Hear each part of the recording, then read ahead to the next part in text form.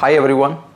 We believe the Indian two-wheeler industry is at the cusp of yet another value migration as customer preference shift towards electric two-wheelers. We have seen over the last 3 to 4 decades, Indian two-wheeler industry has evolved from geared scooters to motorcycle in 90s led by cost.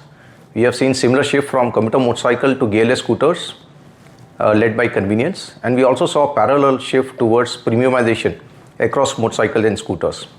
We believe e-two-wheelers offers the trinity of superior cost economics, convenience, and even futuristic product by being smart, intelligent, and connected. This shift towards electric two-wheelers will be coincided with relatively moderate growth in the Indian two-wheeler industry because the industry, we believe, is saturating with household penetration already crossing 60%. Even with modest 3% volume growth for the next 10 years on a CAGR basis, the industry will approach almost 85% household penetration levels.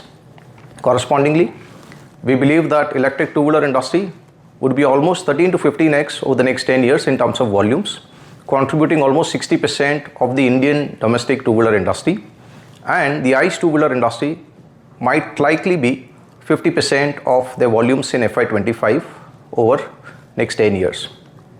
Despite significant reduction in subsidies and GST cut on ICE two-wheelers, we have seen sustained spike in e-two-wheeler demand across two-wheelers and four-wheelers. We also see, as the category matures, consolidation happening in the electric two-wheeler industry. This is something that we have seen in the previous two mega shifts as well. To play this theme towards e-two-wheeler shift, we prefer to play through Ather Energy, where we have a buy rating. We believe this stock could be potential 8 to 10x over the next 10 years. We also like TVS Motor within the incumbents. They have been very agile in terms of identifying customer preferences and coming up with relevant products and features and have been consistently gaining market share. Even in electric two-wheelers, they have been one of the leading players in the industry. As we see the takeoff happening in the electric vehicle space, particularly in the two-wheeler category, we see a corresponding impact happening on the traditional two-wheeler companies as well as several ancillary companies associated with the engine components. Obviously, needless to say, companies which are supplying or developing EV products and components, they would tend to gain disproportionately similar to the two-wheeler OEMs on the EV side.